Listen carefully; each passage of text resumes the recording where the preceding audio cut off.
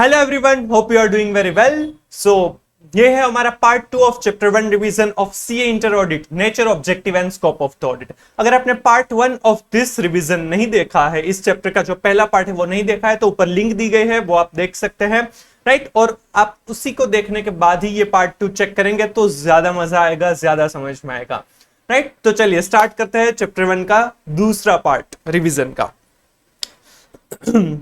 हमने जो previous session था उसमें डिस्कस किया था ऑडिट की definition, types of opinion, inherent limitations, overall objectives of the auditor as per S 200, right, और स्कोप और एस्पेक्ट्स ऑफ द ऑडिट, वो मेजर पार्ट था, राइट।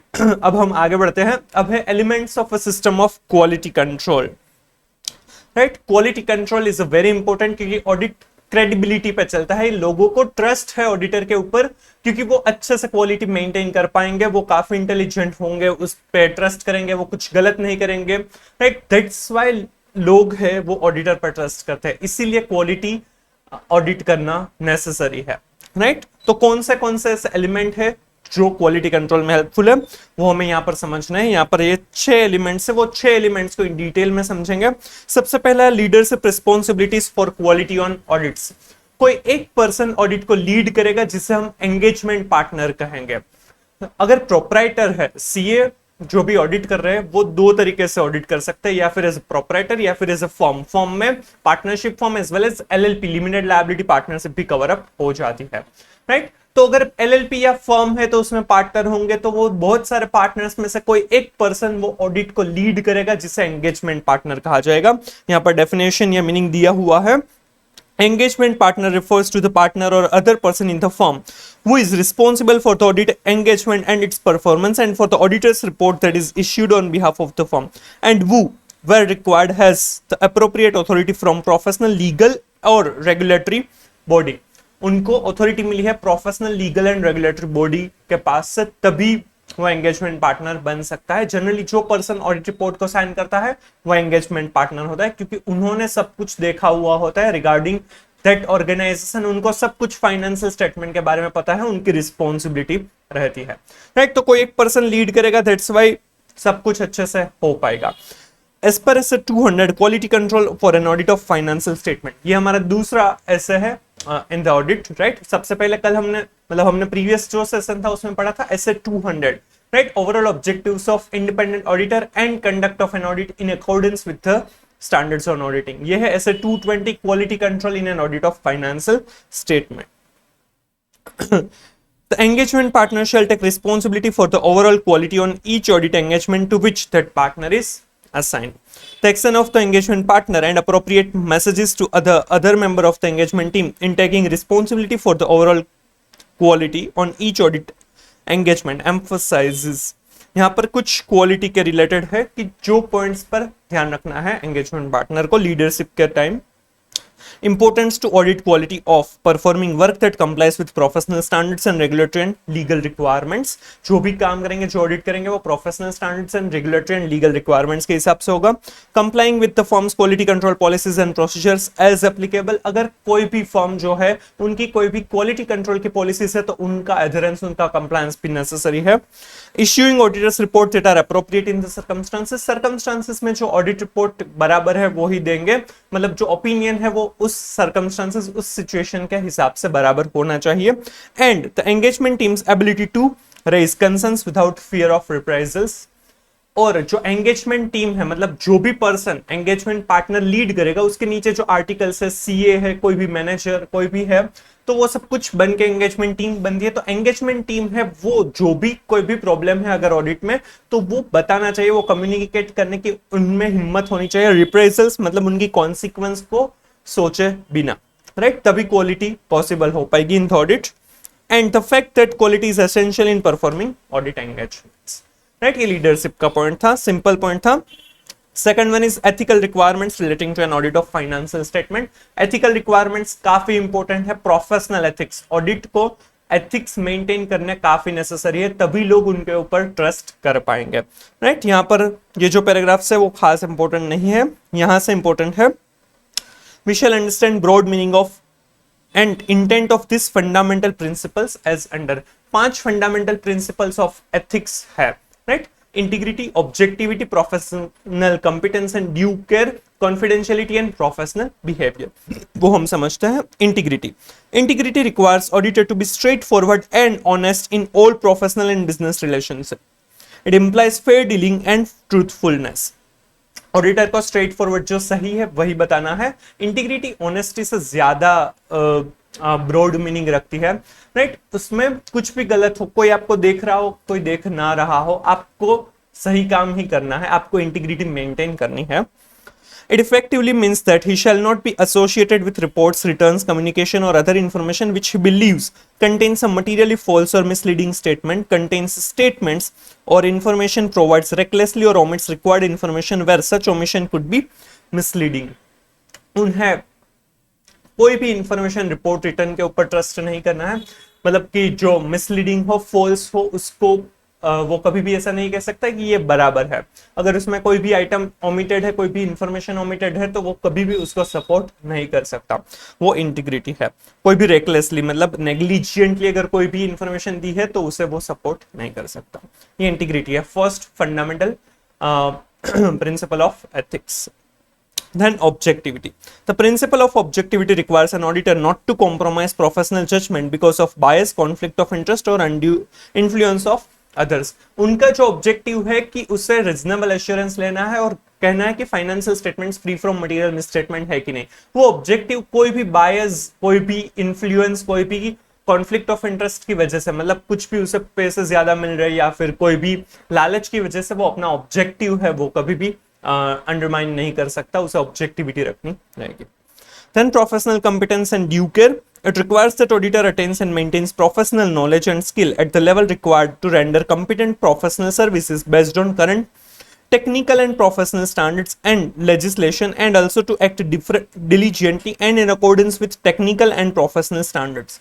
उसे डिलीजिएंटली जो भी उसको कॉम्पिटेंस नेसेसरी है, टेक्निकल नॉलेज नेसेसरी है, प्रोफेशनल स्टैंडर्ड्स है, उन सभी का उसे नॉलेज होना चाहिए और उसी हिसाब से उसे वर्क करना चाहिए, ऑडिट करना चाहिए, तभी क्वालिटी मेंटेन हो पाएगी।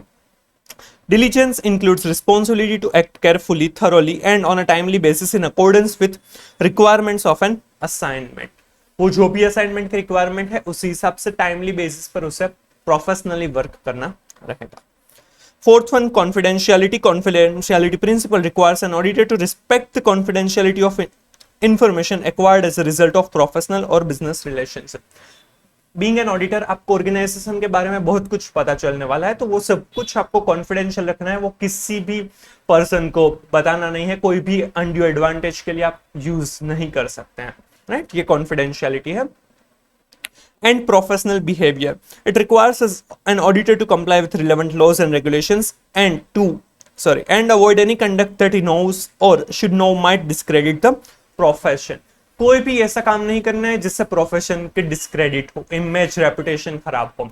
सो वंस एंड मतलब बीइंग एन ऑडिटर, आपको ऑडिटर हर टाइम बनना है, प्रोफेशनल बिहेवियर मेंटेन करना है, राइट। सो ये 5 फंडामेंटल प्रिंसिपल्स ऑफ एथिक्स है for an auditor. Integrity, objectivity, professional competence and due care, confidentiality and professional behaviour. Important है, ये पूछ सकते हैं, right. The auditor should be independent of the entity subject to the audit. यहाँ पर 2 type की independence दी है, independence of mind and independence in appearance. Independence is a very important ingredient to be an auditor, right. Auditor का main characteristic होना चाहिए, वो independent होना चाहिए। अगर वो इंडिपेंडेंट होगा तभी वो ऑडिट अच्छे से कर पाएगा। हमने ऑडिट की डेफिनेशन में भी देखा था कि इंडिपेंडेंट एग्जामिनेशन होना चाहिए। It's very crucial and very important primary factor for the auditor, right. The auditor's independence safeguards the auditor's ability from an audit opinion without being affected by any influence. Independence enhances the auditor's ability to act with integrity, to be objective and maintain an attitude of professional skepticism. हम ये professional skepticism आगे पढ़ने वाले हैं, right. यहाँ पर independence के बारे में है, राइट, वो इतना इंपॉर्टेंट नहीं है। यहाँ से independence is independence of mind, the state of mind that permits the provisions of an opinion without being affected by influence, allowing an individual to act with integrity and exercise objectivity and professional skepticism. मतलब independent of mind, independence of mind मतलब वो auditor खुद independent होना चाहिए, वो कोई बायस, कोई भी इन्फ्लुएंस से घिरा हुआ नहीं होना चाहिए, वो इंडिपेंडेंट ही होना चाहिए, राइट। वो कोई भी तरीके से रिलेटेड या फिर कोई भी बायस, कोई भी इन्फ्लुएंस ना हो, वो उसे ध्यान रखना है। Independence of mind, independence in appearance, the avoidance of the fact and circumstances that are so significant that a third party would reasonably conclude an auditor's integrity, objectivity or professional skepticism had been compromised. हमें ऐसे fact या ऐसे circumstances को avoid करना है जिससे third party को ऐसा लगे कि हाँ ये पर्सन शायद इंडिपेंडेंट नहीं है, राइट। थर्ड पार्टी को भी ऐसा लगना चाहिए कि हाँ ये पर्सन इंडिपेंडेंट है। फॉर एग्जाम्पल, मैं आपको ऑडिट पढ़ा रहा हूं और मैं ही आपके पेपर्स अगर चेक करूंगा तो वो इंडिपेंडेंस ऑफ माइंड शायद हो सकता है, बट थर्ड पर्सन को ऐसा नहीं लगेगा कि आप इंडिपेंडेंट है, इंडिपेंडेंट इन अपीयरेंस नहीं लगेगा। शायद आपको ज्यादा मार्क्स आ गए तो लोगों को शक करेंगे कि हाँ शायद कुछ गलत हुआ है, बट एक्चुअली ऐसा हो सकता है कि मैंने अच्छा पढ़ाया, that's why you get good marks, right. But independence in appearance नहीं लगेगा। इसीलिए इंस्टीट्यूट का रिक्वायरमेंट है कि अगर कोई भी पर्सन जो कोई भी प्राइवेट कोचिंग वगैरह से रिलेटेड है, वो कभी भी सीए के पेपर्स चेक नहीं कर सकता, to maintain the independence in appearance as well, right. So independence दो टाइप की है, independence of mind as well as independence in appearance. Independence of the auditor has not only to exist in fact but also appear to so exist to all reasonable person। मतलब कि independence actual में factually होनी भी चाहिए as well as सभी को दिखनी भी चाहिए, राइट। रीजनेबल पर्संस को दिखनी भी चाहिए। It is a very important line. ये आपको स्टेटमेंट करेक्ट इनकरेक्ट एमसीक्यूज में पूछ सकते हैं।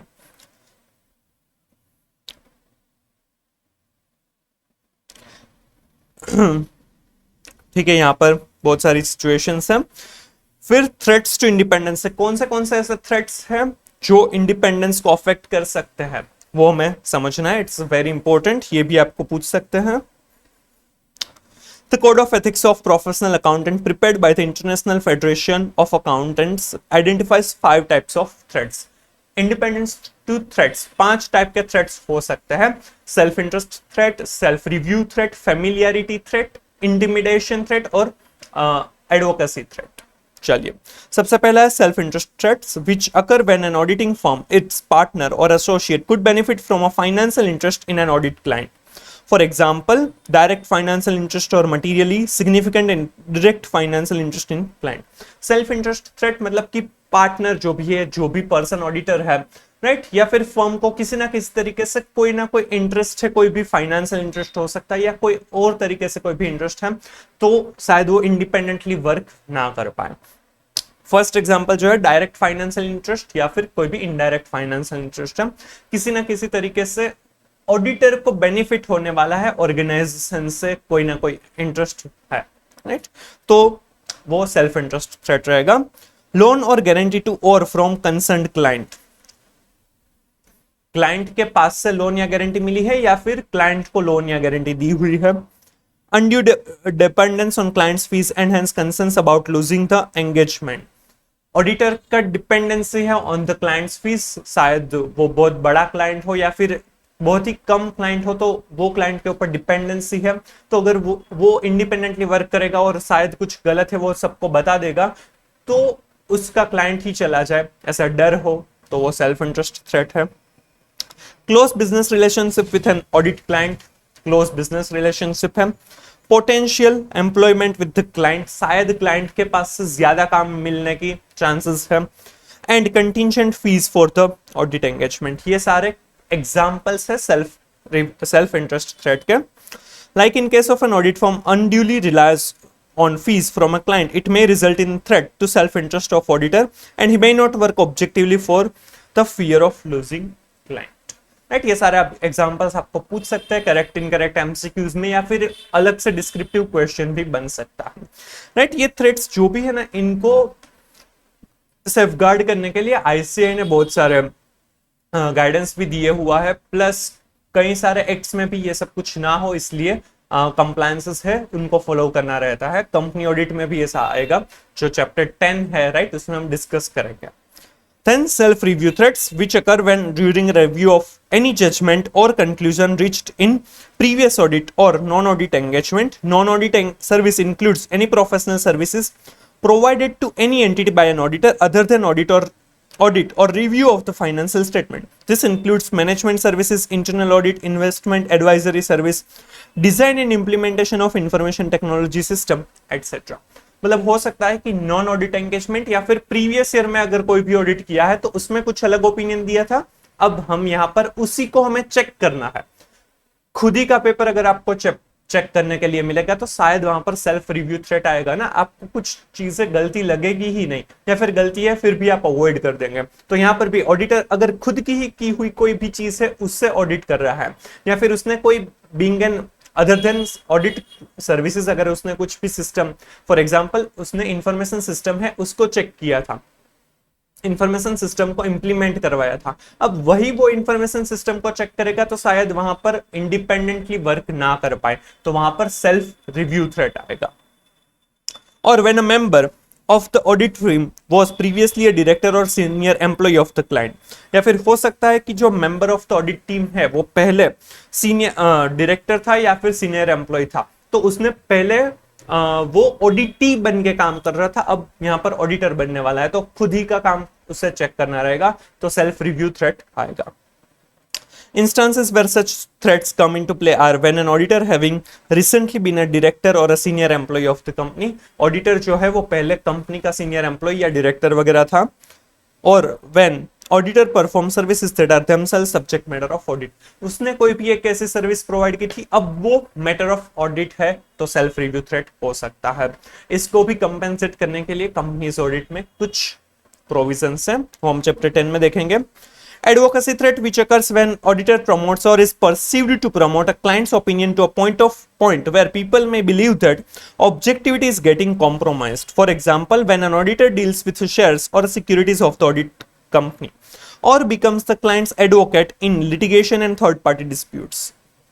अगर जो ऑडिटर है वो कंपनी के शेयर्स होल्ड कर रहा है या फिर वो कंपनी का एडवोकेट बन रहा है तो हो सकता है कि वहां पर एडवोकेसी थ्रेट आए, उनको ऐसा लगेगा कि वो कंपनी को प्रमोट कर रहा है, उनके इंटरेस्ट को प्रमोट कर रहा है, तो सभी को नहीं लगेगा कि वो इंडिपेंडेंट है, यहाँ पर इंडिपेंडेंस इन अपीयरेंस है वो कॉम्प्रोमाइज होगी। In such a situations, auditor can be perceived as a backing and championing causes of auditee client, and it may lead to believe that auditor is not acting and working objectively. Remember that auditor has not only be independent but also appear to be acting. So, उसे independence in mind as well as independence of appearance दोनों ही maintain करना compulsory है, right? तो advocacy threat था ये।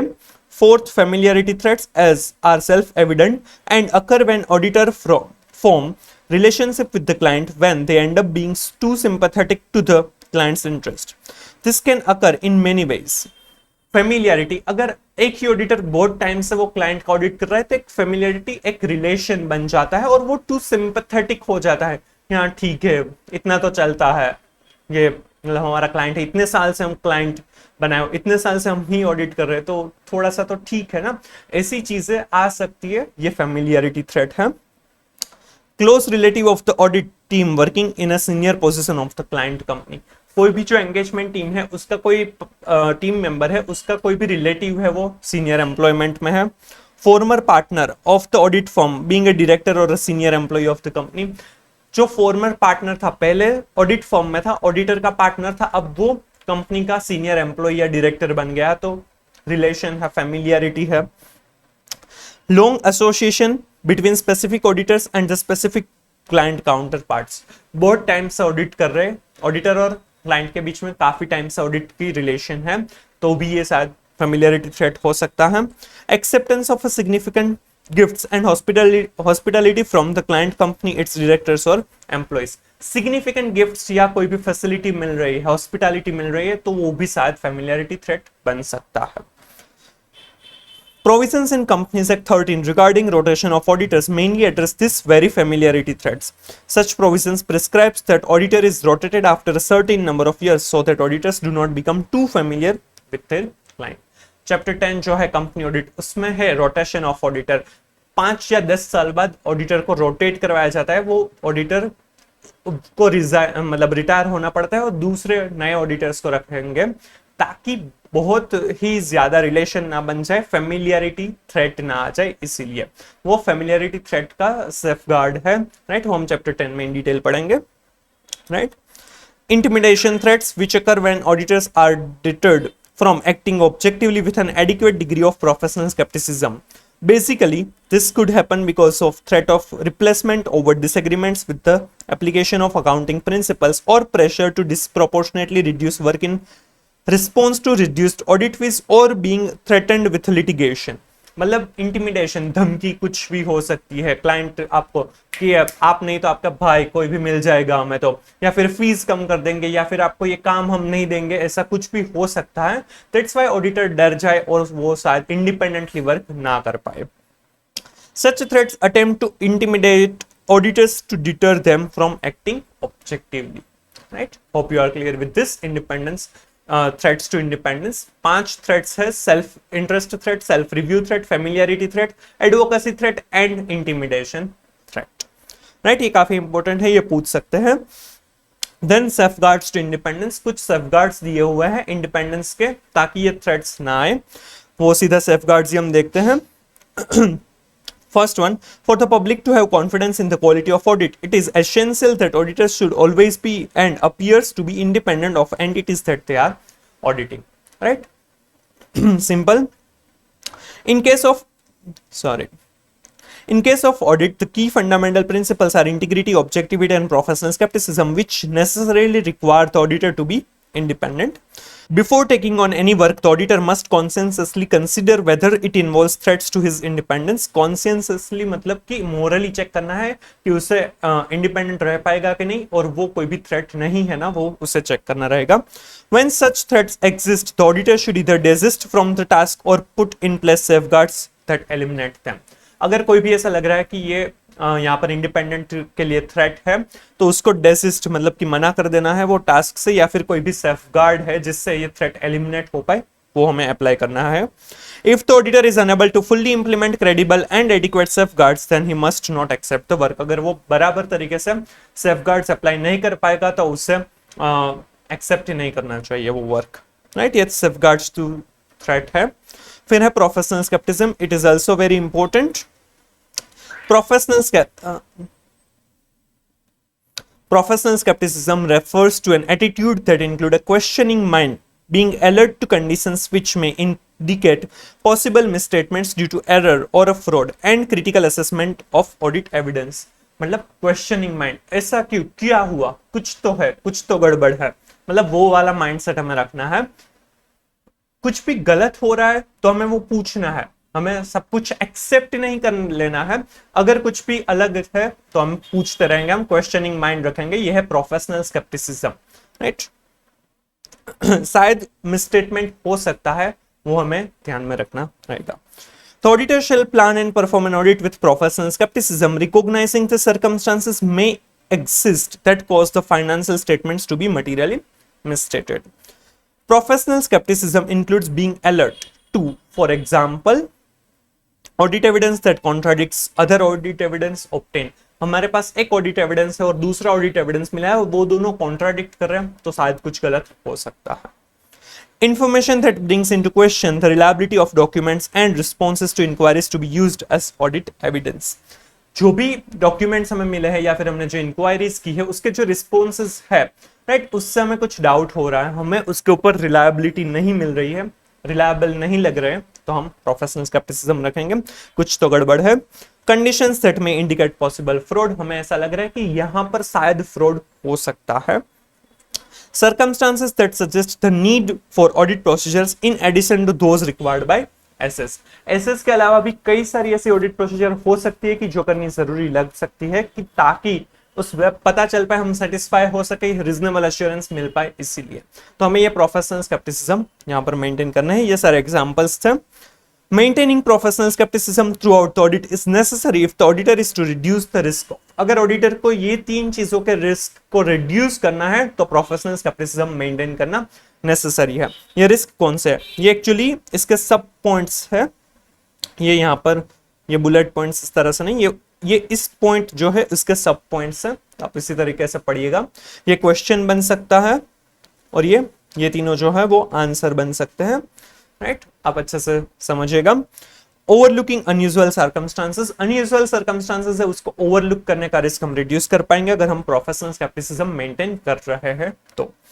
Over generalising when drawing conclusion from audit observations, तो audit observation से उसके ऊपर से हम जनरलाइज करना कम कर देंगे। जनरलाइज करना मतलब कि हाँ चलो ये 10 वाउचर्स हमने चेक किए बराबर है तो सब कुछ बराबर ही होगा, ये ओवर जनरलाइजेशन नहीं होगा अगर आप प्रोफेशनल स्केप्टिसिज्म मेंटेन कर रहे हैं तो।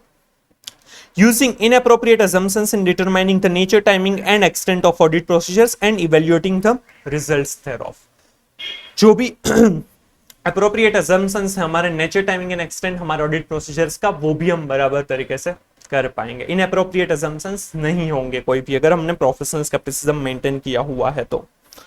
Professional skepticism is necessary to critical assessment of audit evidence. It also includes consideration of the sufficiency and appropriateness of audit evidence obtained in the light of the circumstances. For example, in the case where fraud risk factors exist and a single document of a nature that is susceptible to fraud is the sole supporting evidence for a material financial statement amount. हमें sufficiency और appropriateness of the evidence भी पता चल पाएगा अगर हम professional skepticism के बारे में हम जानना है, मतलब प्रोफेशनल स्केप्टिसिज्म मेंटेन करेंगे तो पता चल पाएगा कि ये ऑडिट एविडेंस जो भी है वो सफिशिएंट और एप्रोप्रिएट है कि नहीं। The auditor may accept records and documents as genuine unless the auditor has reason to believe the contrary. Generally auditor क्या मानेगा कि अगर उसे जो भी डॉक्यूमेंट्स रिकॉर्ड्स मिले हैं वो जेन्युइन है, हाँ अगर उसको कुछ भी कॉन्ट्रारी उसके अलावा कुछ भी मिल रहा है मतलब उसको कुछ डाउटफुल लग रहा है तो उसके ऊपर वो कर सकता है, वो इन डिटेल चेक कर सकता है।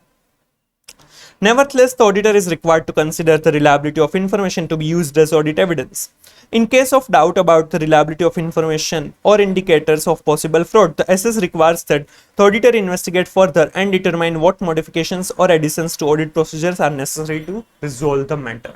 अगर उसको कुछ भी लग रहा है कि हाँ ये जो भी ऑडिट एविडेंसेस मिल रहे हैं कुछ भी प्रोसीजर कर रहा है उसमें वो डाउटफुल लग रहा है तो वो बिंदास वो ज्यादा ऑडिट प्रोसीजर कर सकता है, कुछ भी मॉडिफिकेशन कर सकता है इन द ऑडिट प्रोसीजर।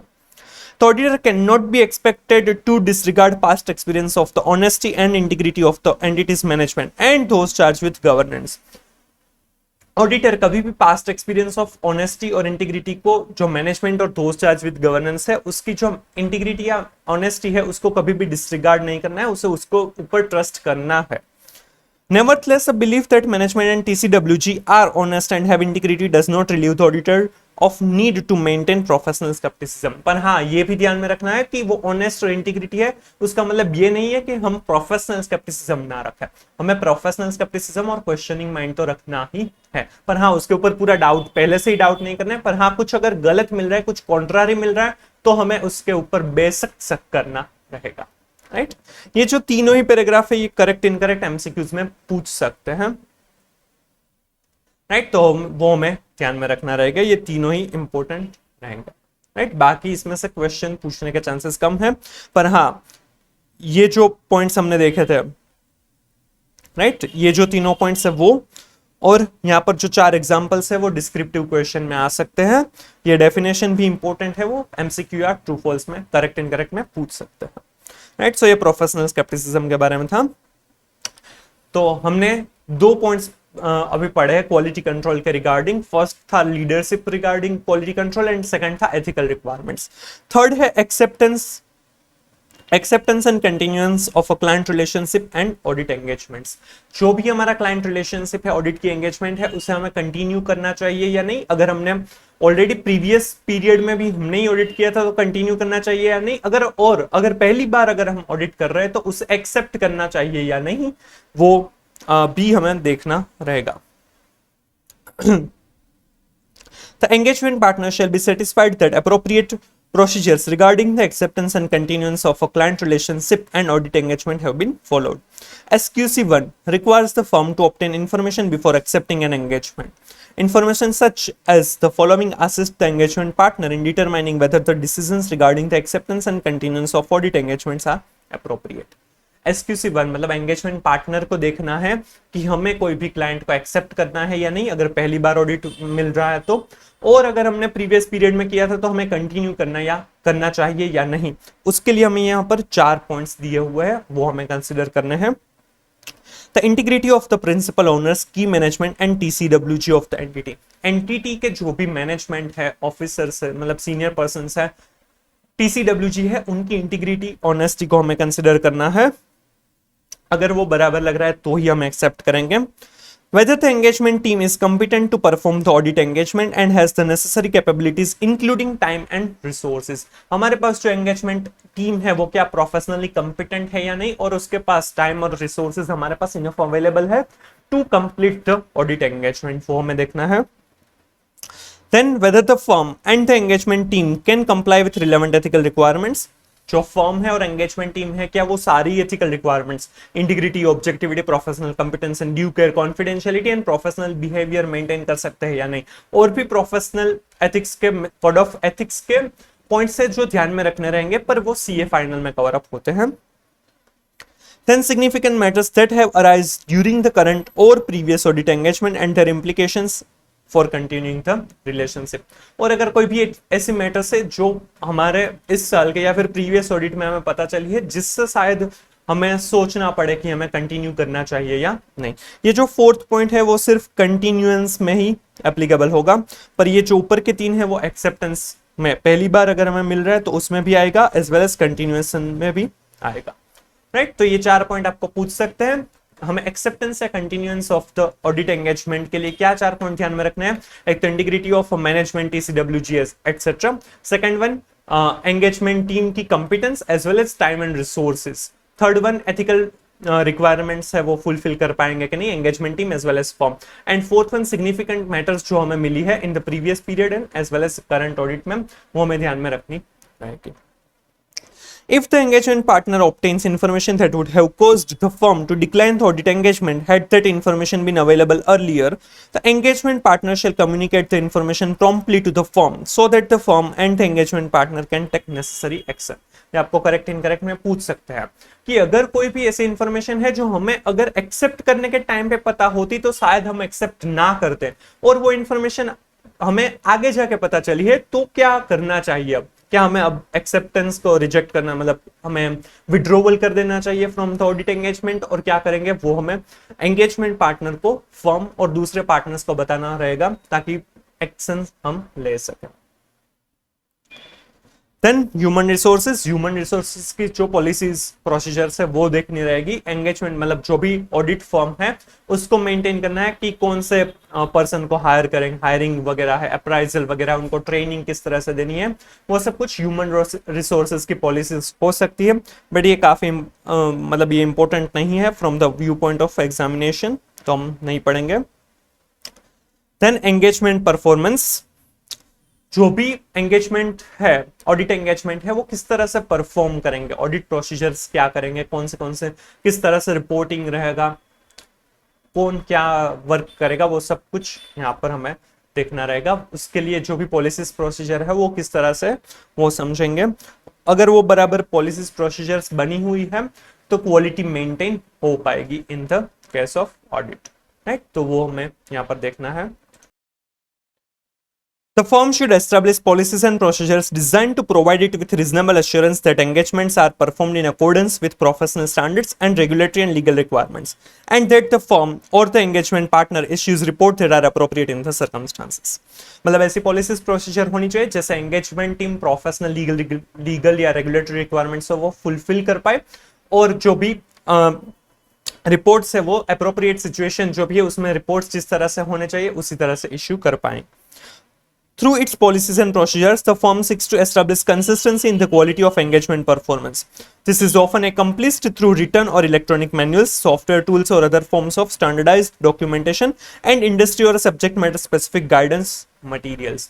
मतलब उसके लिए मैनुअल्स, पॉलिसीज वगैरह बना सकते हैं, वो फिजिकल मतलब कॉपी भी हो सकती है या फिर सॉफ्टवेयर टूल्स वगैरह भी हो सकते हैं, जिससे स्टैंडर्डाइज्ड डॉक्यूमेंटेशन वगैरह मेंटेन हो पाए, क्वालिटी मेंटेन हो पाए। Matters addressed include the following, कौन से मैटर्स हम इसमें इंक्लूड करेंगे? How engagement teams are briefed on the engagement to obtain an understanding of the objectives of their work. Engagement team को किस तरह से ब्रीफ किया जाता है रिगार्डिंग द एंगेजमेंट ताकि वो अच्छे से काम कर पाए। Process for complying with applicable engagement standards, जो स्टैंडर्ड्स ऑन ऑडिटिंग है, एसआरईज, एसआईज वगैरह जो है वो किस तरह से अच्छे से कंप्लाई कर पाएंगे वो हमें देखना है। उसके लिए प्रोसीजर पॉलिसीज बना सकते हैं।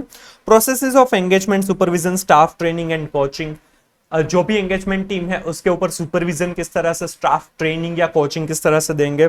Methods of reviewing the work perform, the significant judgements made and the form of report being issued, जो भी वर्क हो रहा है उसे किस तरह से करना है, उसका रिव्यू किस तरह से होगा, उसमें सिग्निफिकेंट जजमेंट्स अगर ले रहे हैं तो वो किस तरह से ले पाएंगे और रिपोर्ट्स किस तरह से इश्यू होंगे। Appropriate documentation of the work performed end of the timing and extent of the review. Audit documentation ऐसे 230 है जो चैप्टर 3 में है, वो काफी इंपॉर्टेंट है। वो किस तरह से करेंगे और जो टाइमिंग और एक्सटेंट है रिव्यू का, कब करेंगे और कितना रिव्यू करेंगे वो भी मेंशन कर सकते हैं। Processes to keep all policies and procedures current, updated रहना भी जरूरी है, पॉलिसीज प्रोसीजर्स को अपडेट करना पड़ेगा। तो ये सारी चीजें कवर अप हो गई in the policies and procedures जो एंगेजमेंट परफॉर्मेंस के लिए है। Then monitoring, the firm should establish policies and procedures designed to provide it with reasonable assurance that policies and procedures relating to system of quality control are relevant, adequate, operating effectively and complied with in practice. Such policies and procedures should include an ongoing consideration and evaluation of the firm's system of quality control, including a periodic inspection of a selection of completed engagements. थोड़े थोड़े time पर monitor भी करते रहना जरूरी है, तो उसके लिए है। The purpose of monitoring compliance with quality control policies and procedure is to provide an evaluation of adherence to professional standards and regulatory and legal requirements, उसके साथ adherence है कि नहीं, professional standards and regulatory and legal requirements, whether the quality control system has been appropriately designed and effectively implemented, and whether the firm's quality control policies and procedures have been appropriately applied so that reports are issued by the firm or engagement partner are appropriate in the circumstances.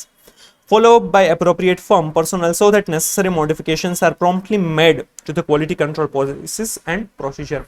Form में कोई एक ऐसा person होना चाहिए कि जो check करता रहे और फॉलो अप ले, ताकि उस पॉलिसीज प्रोसीजर में अगर कुछ भी गड़बड़ है, कुछ भी प्रॉब्लम है तो वो चेंज कर पाए, कोई भी अपडेट्स है, रिक्वायरमेंट्स है चेंज करने की तो वो कर पाए। राइट, ये था एथिकल रिक्वायरमेंट्स। उसके 6 पॉइंट्स थे। एक तो लीडरशिप, एक एथिकल रिक्वायरमेंट्स था, then acceptance or continuance of the relationship and audit engagement, then human resources, then engagement performance and monitoring of control। चलिए अब नेक्स्ट पॉइंट पे आते हैं।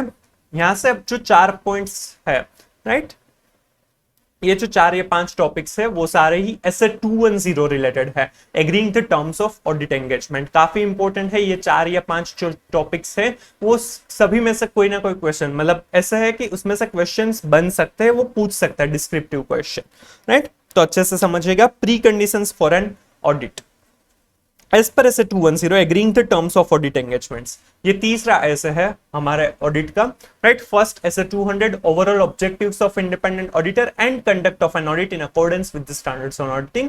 एसए 220 हमने देखा था, quality control for an audit in of a financial statement. And third one SA 210, agreeing the terms of audit engagements.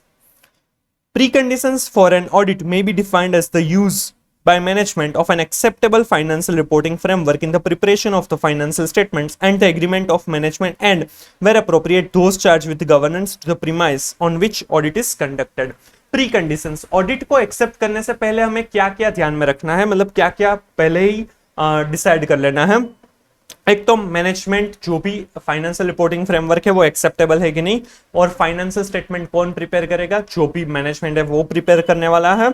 और ये सब कुछ प्रीमाइस जो है ऑडिट के लिए वो हम प्री कंडीशंस कहलाई जाएगी, वो उसकी डेफिनेशन है, वो पूछ सकते हैं। अब यहाँ पर जो क्वेश्चन है वो इंपॉर्टेंट है। In order to establish whether the preconditions for an audit are present, auditor shall, क्या क्या हमें चेक करना है, प्री कंडीशंस क्या क्या है ऑडिट के लिए, वो ऑडिटर को नक्की करनी है। Determine whether the financial reporting framework is acceptable, पहला तो फाइनेंशियल रिपोर्टिंग फ्रेमवर्क जो भी है वो एक्सेप्टेबल है कि नहीं। जनरली कंपनीज होगी तो शेड्यूल 3 एप्लीकेबल होगा, एस, इंडेस वगैरह वो सब कुछ हमें देखना है। And obtain an agreement, obtain the agreement of management that it acknowledges and understand its responsibility, management अपनी रिस्पॉन्सिबिलिटी समझ रहा है कि नहीं, उसका अंडरस्टैंडिंग है कि नहीं, उसका एक्नॉलेजमेंट हमें लेना है। उसमें 3 रिस्पॉन्सिबिलिटीज है। First, financial management financial statements prepare करने की रिस्पॉन्सिबिलिटी मैनेजमेंट की है। सेकंड, इंटरनल कंट्रोल्स जो मेंटेन करने हैं वो भी मैनेजमेंट को मेंटेन करने हैं। एंड थर्ड वन, ऑडिटर को जो भी नेसेसरी इंफॉर्मेशन है, राइट, वो सब कुछ प्रोवाइड करना, एम्प्लॉयज को एक्सेस करवाना, वो सब कुछ और मैनेजमेंट की रिस्पॉन्सिबिलिटी है। तो first one, for the preparation of the financial statement in accordance with the applicable financial reporting framework, financial statement के प्रिपरेशन की responsibility. Then for the internal control as management considers necessary, management की responsibility है internal control maintain करवाना। And to provide the auditor with, यहां पर तीन चीजें हैं, access to all information such as records, documentation and other matters, जो भी डॉक्यूमेंटेशन है, रिकॉर्ड्स है, मैटर्स है, नेसेसरी है, वो सब कुछ उसे प्रोवाइड करना। Then additional information that the auditor may request from management for the purpose of the audit, अगर ऑडिटर को कोई भी और ज्यादा इंफॉर्मेशन चाहिए तो वो भी प्रोवाइड करवाना। And unrestricted access to persons within the entity from whom the auditor determines it necessary to obtain audit evidence, और जो भी पर्सन के पास से ऑडिटर को लगता है कि ऑडिट एविडेंस मिलेंगे तो उनका अनरिस्ट्रिक्टेड एक्सेस, राइट, ये तीनों चीजें भी ऑडिटर को प्रोवाइड करनी है। तो तीन मेन रिस्पॉन्सिबिलिटी है मैनेजमेंट की, एक तो फाइनेंशियल स्टेटमेंट के preparation as per the applicable financial reporting framework, second internal controls, and third one to provide the auditor with क्या क्या, उसमें भी तीन चीजें, एक तो all records, documentation and other matters, second additional information asked by the auditor, and unrestricted access to all the person within the entity, right, कि जिसके पास से ऑडिट एविडेंस मिल सकता है। तो ये तो रिस्पॉन्सिबिलिटी का एक्नॉलेजमेंट, एंड सेकंड वन के फाइनेंशियल रिपोर्टिंग फ्रेमवर्क जो भी है वो कौन सा एप्लीकेबल है, वो दो चीजें प्री कंडीशंस में कवर अप हो जाएगी। तो ये क्वेश्चन आपको डिस्क्रिप्टिव में पूछ सकते हैं as well as correct incorrect में भी पूछ सकते हैं, एमसीक्यूज में भी पूछ सकते हैं, तो आप ये अच्छे से करके जाइएगा।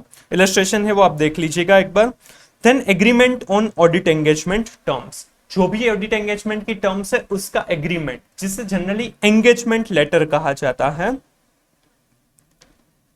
एंगेजमेंट लेटर जो भी है वो काइंड ऑफ कॉन्ट्रैक्ट है between the auditor and client, ताकि जो भी कोई भी प्रॉब्लम ना हो इन फ्यूचर, मतलब एक कॉन्ट्रैक्ट बन जाएगा, सब कुछ चीजें उसमें क्लियरली मेंशन की जाएगी। ये एंगेजमेंट लेटर है। एंगेजमेंट लेटर कौन किसे देगा, ऑडिटर है, राइट, ऑडिटर क्लाइंट को देगा, क्लाइंट या फिर ऑडिटी जो है उससे ऑडिटर भेजेगा, रिटर्न फॉर्मेट में रहेगा। जनरली अपॉइंटमेंट फॉर्मेलिटीज किस तरह से होती है, अगर कंपनी वगैरह ऐसा फॉर्मल ऑर्गेनाइजेशन है तो उसमें से पहले एलिजिबिलिटी क्राइटेरिया पूछे जाएंगे, क्या आप एलिजिबल है, ऑडिटर को पूछा जाएगा। उसके लिए एलिजिबिलिटी के लिए मतलब कंफर्मेशन, कंसेंट सीकिंग लेटर भेजा जाएगा। फिर ऑडिटर अगर एलिजिबल है, वो काम करने के लिए रेडी है, तो वो उसका कंसेंट लेटर देगा। उसके बाद और जो कंपनी है, वो क्लाइंट है, वो पूरी फॉर्मेलिटीज करने के बाद उसे अपॉइंटमेंट लेटर भेजेंगे, और उसके रिप्लाई में एंगेजमेंट लेटर है वो ऑडिटर भेजेंगे, राइट। तो एंगेजमेंट लेटर भेजने की रिस्पॉन्सिबिलिटी ऑडिटर की है as per S 210 agreeing the terms of audit engagement. Company वगैरह है तो उसमें तो काफी फॉर्मेलिटीज रहती है, उसमें सब कुछ स्कोप ऑब्जेक्टिव वगैरह मेंशन रहता है कंपनीज एक्ट में। बट जो इनफॉर्मल है, पार्टनरशिप है, राइट, सोल प्रोप्राइटर, उसमें तो एंगेजमेंट लेटर इज काफी एडवाइजेबल, क्योंकि उसके लिए अलग से कोई एग्रीमेंट, कोई भी ऐसा बेस है ही नहीं कि जिसके हिसाब से ऑडिटर अपनी जो भी वर्क है या फिर क्लाइंट की रिस्पॉन्सिबिलिटी, मैनेजमेंट की रिस्पॉन्सिबिलिटीज डिफाइन कर पाए, इसीलिए एंगेजमेंट लेटर एडवाइजेबल है। बट इन जनरल प्रैक्टिस सभी जगह पर एंगेजमेंट लेटर दिए जाते हैं ताकि कुछ भी फ्यूचर में प्रॉब्लम ना हो, राइट। तो ये सभी चीजें यहां पर समझाई हुई है, राइट, वो हम अभी नहीं कर रहे हैं। यहां से according to S 210 agreeing terms of audit engagement, the auditor shall agree the terms of the audit engagement with management or TCWG as appropriate. The agreed terms of the audit engagement shall be recorded in an audit engagement letter or other suitable form of return engagement and shall include, यहाँ पर 5 चीजें include होनी चाहिए in engagement letter. First, objective and scope of the audit of the financial statement, responsibilities of auditor, responsibilities of management, identification of the applicable financial reporting framework for the preparation of the financial statement, and reference to the expected form and content of any reports to be issued by the auditor, and a statement that this there may be circumstances in which report may be differ from its expected form and content. 5 चीजें क्या है, Objective and scope of the audit of financial statement, auditor's responsibility, management's responsibility. Fourth, identification of the applicable financial reporting framework. और fifth, reports का content क्या होगा, उसका reference हम देंगे. जनरली ऐसे 700 एप्लीकेबल है तो उसी का रेफरेंस दिया जाएगा. बट ऐसा स्टेटमेंट भी हम मेंशन करेंगे कि अगर सिचुएशन या सर्कमस्टांसेस ऐसी कुछ है तो ये शायद जो मेंशन्ड रिपोर्ट का फॉर्मेट है उसमें कुछ चेंज हो सकता है. ऐसा हम डिस्क्लेमर दे देंगे. ये 5 चीजें एंगेजमेंट लेटर के अंदर कवर अप हो. ये आपको ऐसे डिस्क्रिप्टिव क्वेश्चन पूछ सकते हैं, करेक्ट इनकरेक्ट एमसीक्यूज में भी पूछ सकते हैं. इफ लॉ और regulation prescribe in sufficient details of the terms of the audit engagement, the auditor need not record them in written agreement, except for the fact that such law or regulation applies and that management acknowledges and understand its responsibility. अगर law regulation में कुछ भी format दिया हुआ है engagement letter में, जो भी चीज कवर अप हो रही है वो ऑलरेडी मेंशन्ड है, तो हमें अलग से एंगेजमेंट लेटर देने की जरूरत नहीं है. पर हाँ, मैनेजमेंट को ये पता है, वो एक्नॉलेज कर रहा है, वो चीज सिर्फ हमें लिखवा देनी है कि उसे पता है कि जो स्पेसिफिक लॉ रेगुलेशन है उसमें ये सारी चीजें मेंशन है और उसे वो पता है. राइट, ये एक बार करेक्ट इनकरेक्ट में पूछा हुआ है. चलिए, अब रिकरिंग ऑडिट्स, ये भी इंपॉर्टेंट है. अब एंगेजमेंट लेटर हमें ऑडिटर जनरली है वो 5 साल के लिए एक साथ अपॉइंट किया जाता है. Right, in case of companies, बाकी सारे केसेस में तो वो कभी भी कितने भी टाइम के लिए अपॉइंट हो सकता है. तो वो रिकरिंग ऑडिट्स कहलाए जाएंगे. मतलब कि हर बार वही एक ऑडिट, हर साल वही एक ऑडिटर ऑडिट करने वाला है. तो क्या एंगेजमेंट लेटर भी हर बार देने जरूरी है? Not necessary. मतलब अगर कंटिन्यूइंग ऑडिटर है, सेम ऑडिटर ऑडिट कर रहा है, तो उसे हर बार हर साल नया एंगेजमेंट लेटर देने की जरूरत नहीं है, वो सेम कंटिन्यू कर सकता है. बट हाँ, कुछ भी ऐसे सिचुएशंस है, यहाँ पर 7-8 सिचुएशंस दी है, अगर उसमें से कोई भी सिचुएशन है तब न्यू एंगेजमेंट लेटर या फिर चेंज्ड एंगेजमेंट लेटर देना पड़ेगा. On recurring audits, the auditor shall assess whether circumstances require the terms of the audit engagement to be revised and whether there is need to remind the entity of the existing terms of the audit engagement.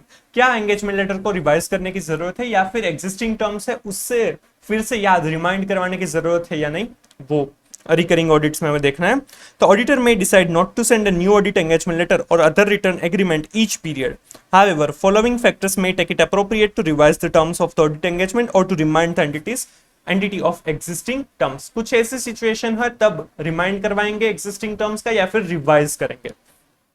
First, any indication that the entity misunderstands the objective and scope of the audit. अगर कुछ भी ऐसा लग रहा है कि शायद management ने मिसअंडरस्टैंडिंग की है रिगार्डिंग द ऑब्जेक्टिव और scope of the audit. Any revised or special terms of audit engagement.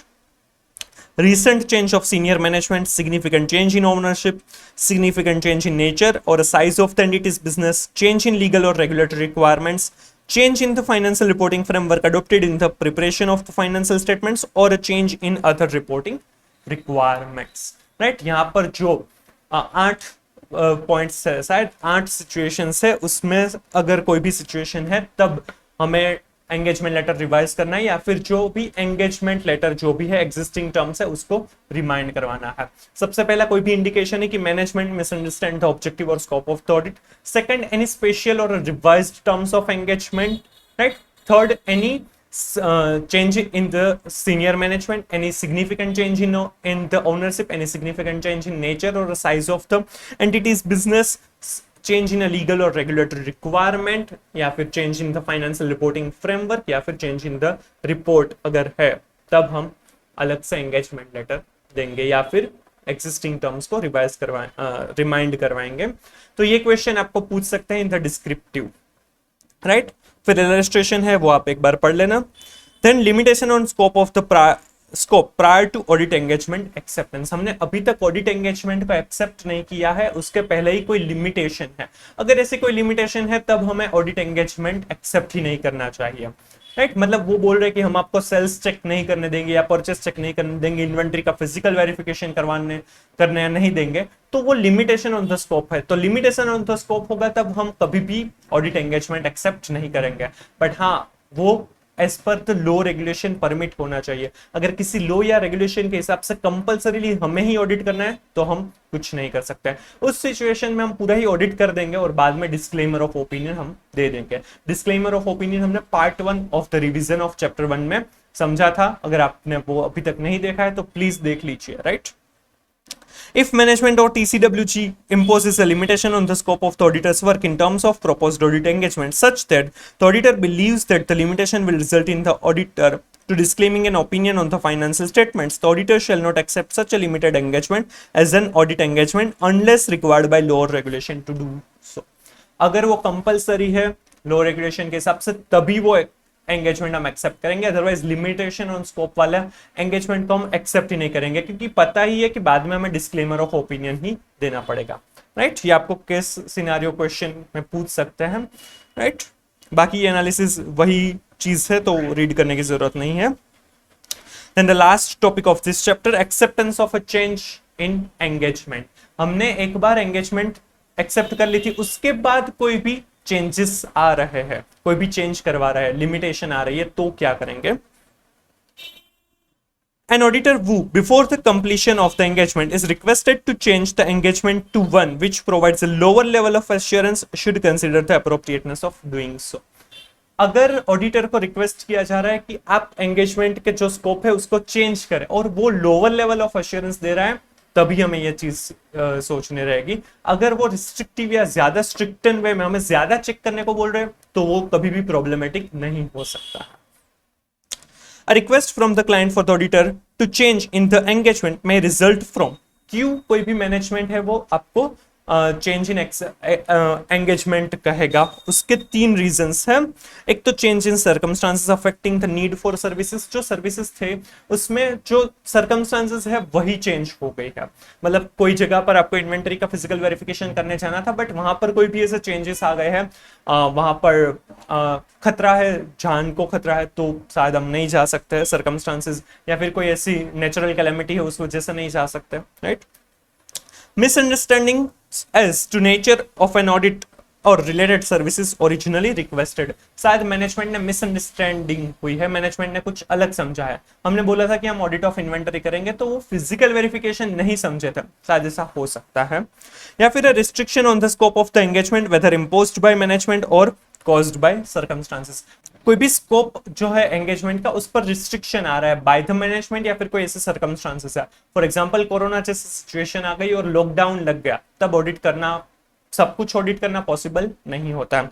तो ऐसे कोई भी रीजन हो सकते हैं जिस वजह से चेंज इन एंगेजमेंट हो सकता है। ये वही चीज यहाँ पर दी हुई है, कुछ काम की नहीं है। The auditor would consider carefully the reason given for the request, particularly the implication of a restriction on the scope of engagement, especially any legal or contractual implications. If the auditor concludes that there is a reasonable justification to change the engagement and if the audit work performed complied with SS applicable to the changed engagement, the report issued would be appropriate for the revised terms of engagement. अगर कोई भी circumstances situation है जिस वजह से हम change कर रहे हैं और वो अगर जस्टिफाइबल है, हमें लग रहा है कि ठीक है कि ये सिचुएशन ही ऐसी है। फॉर एग्जांपल कोरोना जैसी सिचुएशन में इन्वेंटरी का फिजिकल वेरिफिकेशन पॉसिबल नहीं था, तो ऐसी सिचुएशन में हम एक्सेप्ट कर सकते हैं। अगर एसएस के हिसाब से हम ऑडिट कर रहे हैं और वो चीज बराबर लग रही है तो हम रिवाइज्ड टर्म्स ऑफ एंगेजमेंट के हिसाब से ऑडिट करेंगे और रिपोर्ट उसी तरह से इश्यू करेंगे।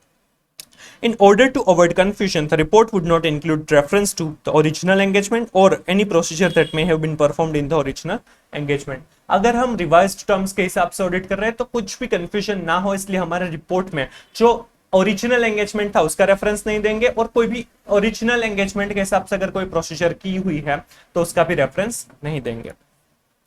The auditor should not agree to change of engagement where there is no reasonable justification for doing so. अगर वो reasonable justification नहीं है तब हम restriction या कोई limitation या फिर change in engagement नहीं accept करेंगे। If terms of audit engagement are changed, the auditor and management shall agree and record the new terms of the engagement in an engagement letter or other suitable form of written agreement. अगर engagement change की है और अगर auditor accept कर रहा है तो फिर से अलग से written agreement करवाया जाएगा। If the auditor is unable to agree to change the terms of audit engagement and is not permitted by management to continue the original audit engagement, the auditor shall, अगर change in audit engagement है और original engagement को management accept नहीं कर रहा है और जो भी नया changes है वो auditor को acceptable नहीं है क्योंकि हम वो बराबर नहीं लग रहा है, कोई justifiable नहीं लग रहा है, तब auditor क्या करेगा? Auditor shall withdraw from the audit engagement where possible under applicable law or regulation.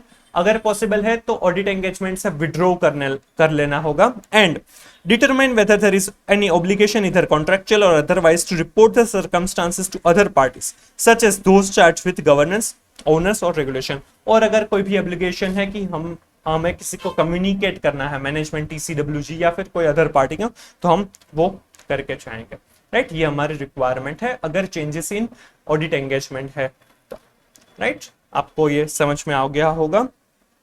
यहाँ पर दूसरी भी चीज है जो चैप्टर 11 में है, वो हमें देखनी है। इसके साथ हमने कल मतलब हमने प्रीवियस जो पार्ट है उसमें टाइप्स ऑफ ऑडिट ओपिनियन देखे थे, उसी के बाद में पेज नंबर 11.35 पर है consequences of inability to obtain sufficient appropriate audit evidence due to management imposed limitations after the auditor has accepted the engagement। यहाँ पर भी कुछ ऐसी ही चीज है कि sufficient appropriate audit evidences नहीं मिल रहा है, disclaimer of opinion या फिर qualified opinion इश्यू करना पड़ेगा। मतलब किसी ना किसी रीजन से वो हमें रोक रहे कुछ भी काम करने से, तब क्या करेंगे? वो काफी जो हमने अभी चैप्टर 1 का जो लास्ट पार्ट देखा उसी के साथ काफी सिमिलर है, तो वो हम यहीं पर देख लेते हैं। ये जो सारी चीजें वो आप एक बार पढ़ लेना। यहाँ पर बाद में एक ये समराइज्ड चार्ट दे रखा है, वो मैं आपको समझा देता हूं। Inability to obtain sufficient appropriate audit evidence due to a management imposed limitations after the auditor has accepted the engagement, request the management to remove the limitation। Management को हम रिक्वेस्ट करेंगे कि ये लिमिटेशन को रिमूव कर दीजिए। Management removes the limitations, proceed with audit procedure. अगर वो रिमूव कर रहे हैं तो हम ऑडिट प्रोसीजर को प्रोसीड करेंगे। If management refuses to remove the limitation, communicate with TCWG and perform alternative procedure. हम टीसीडब्ल्यूजी को रिक्वेस्ट करेंगे, कम्युनिकेट करेंगे, और अल्टरनेटिव प्रोसीजर अगर पॉसिबल होगी तो वो हम अल्टरनेटिव ऑडिट प्रोसीजर करेंगे।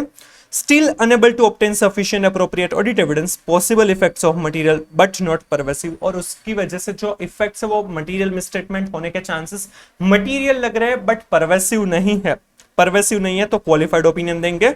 और possible effects of material and pervasive है, राइट, तो withdraw from the audit engagement और डिस्क्लेमर ऑफ ओपिनियन। और अगर हमें लग रहा है कि जो मटेरियल मिसस्टेटमेंट होने के चांसेस है वो पॉसिबल इफेक्ट जो है वो मटेरियल एंड परवेसिव है, तो पहले तो हम विड्रॉ करेंगे if permitted by law and regulation. But अगर वो पॉसिबल नहीं है तो हम डिस्क्लेमर ऑफ ओपिनियन देंगे। जो हमने जस्ट अभी चैप्टर 1 के भी 2 पार्ट थे, लास्ट 2 पार्ट थे, उसमें भी समझा, वही चीज यहाँ पर भी है।